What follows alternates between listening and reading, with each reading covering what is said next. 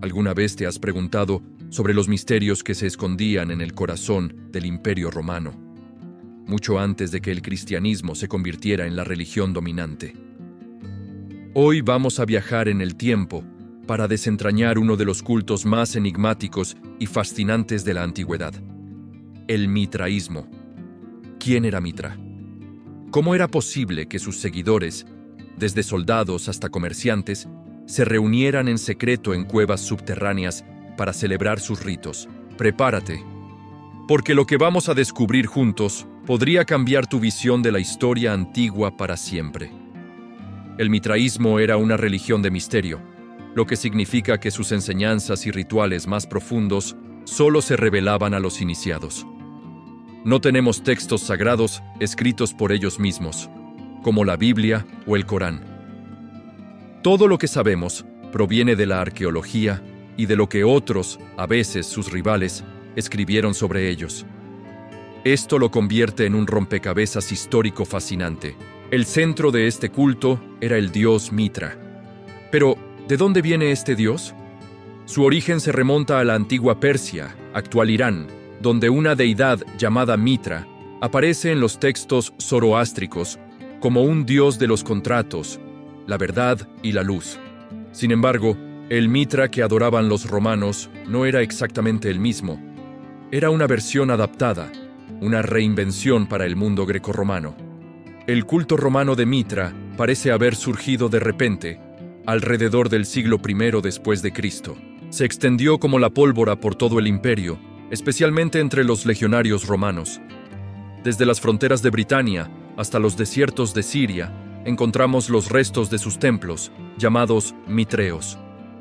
Estos no eran grandes edificios públicos como los templos de Júpiter o Apolo. Eran estructuras subterráneas, a menudo cuevas naturales o sótanos adaptados, diseñados para parecer una cueva. ¿Por qué una cueva?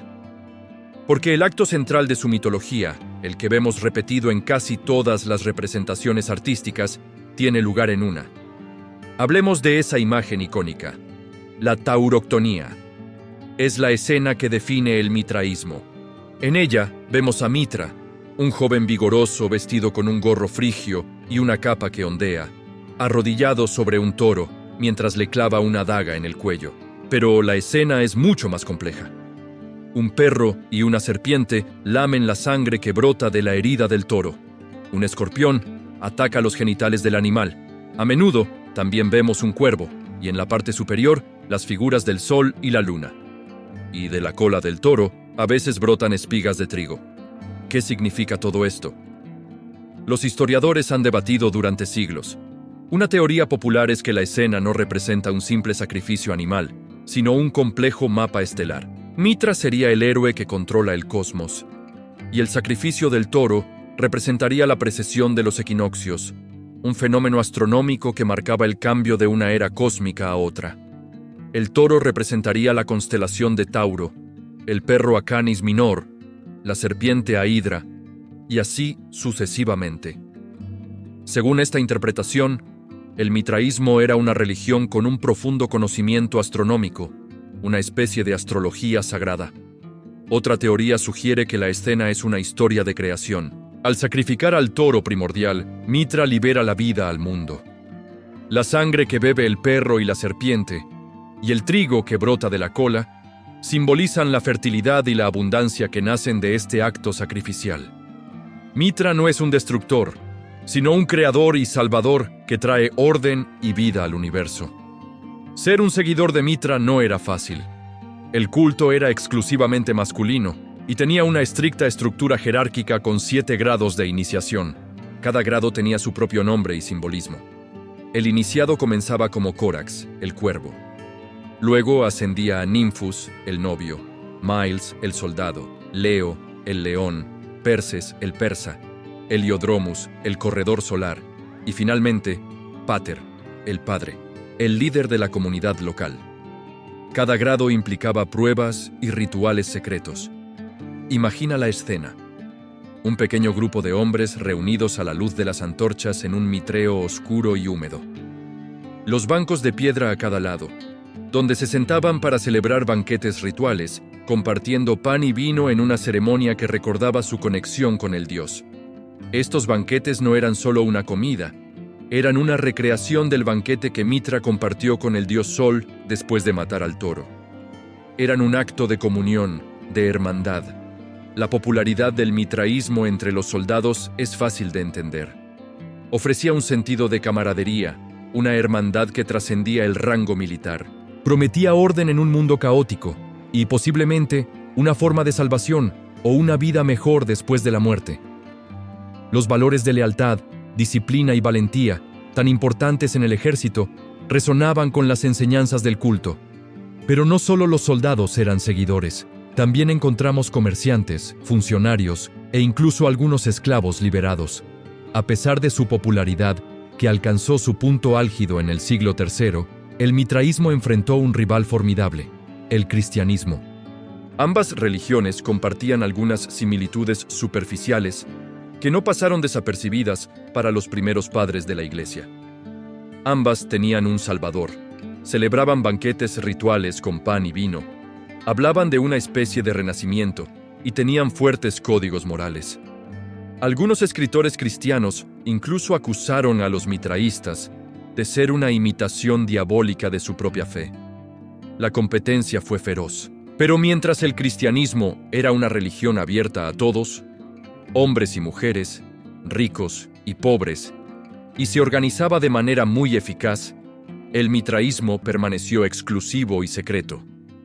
Su dependencia de pequeñas comunidades y su estructura iniciática limitaron su capacidad para crecer y competir a gran escala. La llegada al poder del emperador Constantino a principios del siglo IV y su posterior conversión al cristianismo marcaron el principio del fin para el mitraísmo.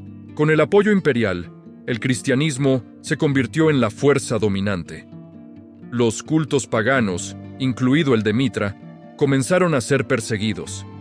A finales del siglo IV, los decretos del emperador Teodosio prohibieron oficialmente las prácticas paganas. Muchos mitreos fueron destruidos o abandonados.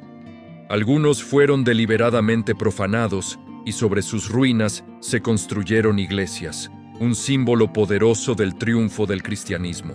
La Basílica de San Clemente en Roma es un ejemplo espectacular. Bajo la iglesia actual, puedes descender a una basílica del siglo IV y más abajo aún, a los restos de un mitreo del siglo I. Es como viajar a través de las capas de la historia religiosa de Roma.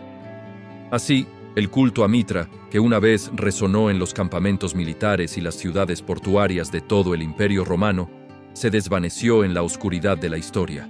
No dejó textos propios. Solo el eco silencioso de sus templos subterráneos y el misterio perpetuo de sus imágenes talladas en piedra.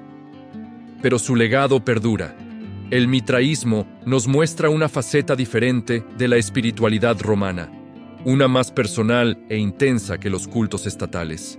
Nos recuerda que la historia religiosa no es una línea recta, sino un complejo tapiz de creencias que compiten, se mezclan y se transforman. El misterio de Mitra sigue vivo, desafiándonos a mirar más allá de lo evidente y a imaginar el mundo a través de los ojos de aquellos que buscaban la luz en la oscuridad de una cueva. Gracias por acompañarme en este increíble viaje al corazón del Imperio Romano. Si te ha fascinado la historia del mitraísmo, tanto como a mí, no olvides darle a me gusta, suscribirte al canal y activar la campanita para no perderte nuestras próximas aventuras históricas.